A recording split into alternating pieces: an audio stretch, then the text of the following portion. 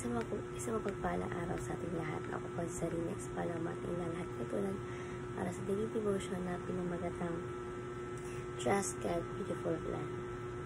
So, yung scripture natin ngayon is Ecclesiastes chapter 3 verses 11. And sinasabi na, He has made everything beautiful in His name. He has also set eternity in the human heart. Yet, no one can fathom what God has done from beginning to end. Tagalog, ginawa niya ang bawat bagay na maganda sa kahaponan niyon. Inilagay rin niya walang hanggan sa isipan ng tao. Gayon may hindi niya malalaman ang ginawa ng Diyos mula sa pasimula hanggang sa wakas. So, yung katuruan natin ngayon is number 1, God is the grand author of history. So, sinasabi dito na katulad ng isang manunulat na nagsusulat ng kwento, si God ang may ilikha ng ating buhay at kasaysayan. Alam niya ang kabuuan ng ating paglalakbay mula sa simula hanggang sa wakas. So, God is the grand author of history. Next, God makes all things beautiful in His name. Excuse me. Sinasabi dito na may tamang oras yung bawat pangyayari sa buhay natin.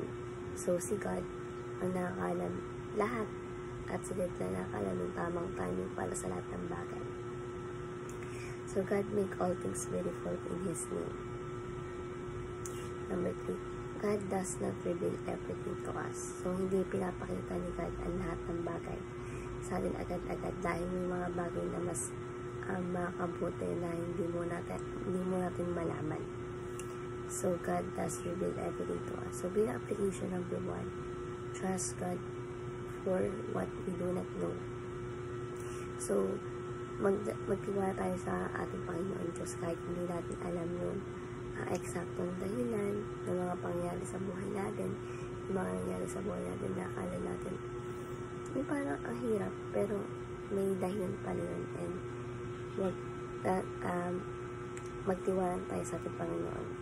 Halimbawa, kapag hindi pa natin nakikita yung bunga ng ating pag-isikap, tandaan natin na sa tamang panahon, ibibigay ni God yung nararapat para sa atin. So, trust God for what we do not know. Next, trust God based on what we know. So, sinasabi dito na ang mga naranasan natin sa nakaraan ay nagpapakita na mabuti at tapat si God. No, kaya dapat tayo magtiwala sa Kanya kahit hindi natin alam yung buong detalye ng pangyayari yun. Halimbawa, kung dati ay may mga panalangin tayong natupad o mga problema na nalutas, gamitin natin yung mga bagay na yan bilang gabay para magtiwala tayo sa ating Panginoong Jesucristo. No? Kahit may mga bagay na hindi pa malinaw sa atin hanggang ngayon. So, trust God based on what we know. And number 3, trust God is the grand author. So, magtiwala tayo sa ating Panginoon dahil alam na ang kabuuan nating buhay mula sa mga magandang pangyayari, panahon hanggang sa mga pagsubok.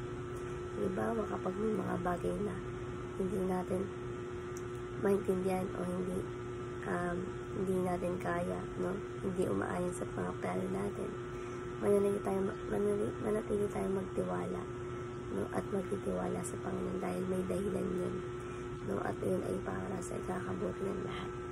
So, trust God is the grand author. So, ayun naman po yung katunayan sa daily devotion na natural kayo. May share sa iba at syempre ma-apply sa ating buhay. Thank you po sa pagkinikat. God bless po sa ating lahat.